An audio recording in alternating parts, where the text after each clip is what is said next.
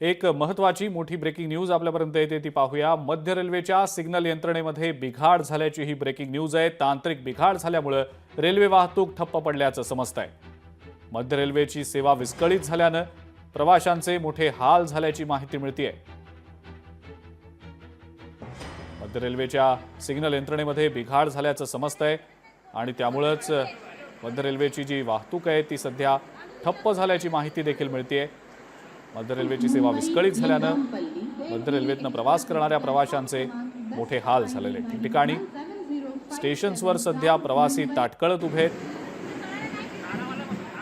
भूषण शिंदे आपले प्रतिनिधी आपल्या सोबत आहेत सध्या, त्यांच्याकडे या संदर्भातली माहिती आपण जाणून घेऊया। भूषण, नेमका हा काय तांत्रिक बिघाड झालाय ज्यामुळे मध्य रेल्वेची वाहतूक ठप्प पडलेली आहे आणि नेमका हा बिघाड कुठे झालाय, काय नेमकी माहिती मिळतेय?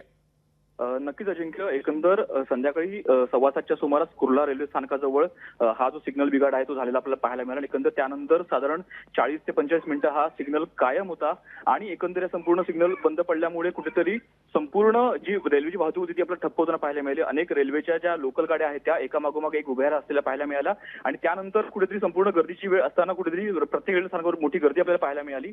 या संपूर्ण गोंधळ जो होता तो 40 ते 45 मिनिटं आपल्याला दुरुस्त व्हायला वेळ लागला। त्यामुळे कुठेतरी पाऊण तास यामध्ये संपूर्ण गेल्यामुळे कुठेतरी जी गर्दी होती ती आपल्याला वाढलेला पाहायला मिळाली।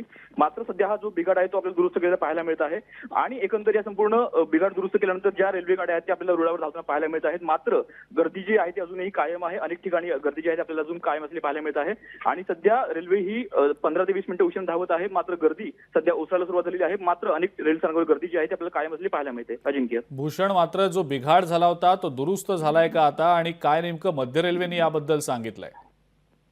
नक्कीच अजिंक्य, साधारण पाऊण तासाच्या विलंबानंतर हा जो बिघाड आहे तो दुरुस्त झाला। मात्र त्यानंतर जे वेळापत्रक बिघडलं ते संपूर्ण रुळावर यायला साधारण तास ते 1.5 तास गेला। त्यामुळे या संपूर्ण वेळामध्ये कुठेतरी जी गर्दी आहे ती आपल्याला वाढलेली पाहायला मिळाली आणि या संपूर्ण जो बिघाड झाला त्यामुळे कुठेतरी गर्दी ही जी आहे ती आपल्याला अनेक रेल्वे स्थानकावर पाहायला मिळाली। अगदी कुर्ला असेल, दादर असेल, त्यानंतर CSMT असेल, अशा अनेक रेल्वे स्थानकावर गर्दी पाहायला मिळाली। मात्र रेल्वे जी आहे ती त्या अर्ध्या ते पाऊण तासाच्या विलंबानंतर सुरू झाली आणि अनेक गाड्या ज्या आहेत त्या अजूनही 15 ते 20 मिनिटं उशिरा धावत आहेत। मात्र सध्या गर्दी जी आहे ती निवळायला सुरुवात झालेली आहे। अजिंक्य, ठीक आहे भूषण, धन्यवाद माहिती दिली त्याबद्दल।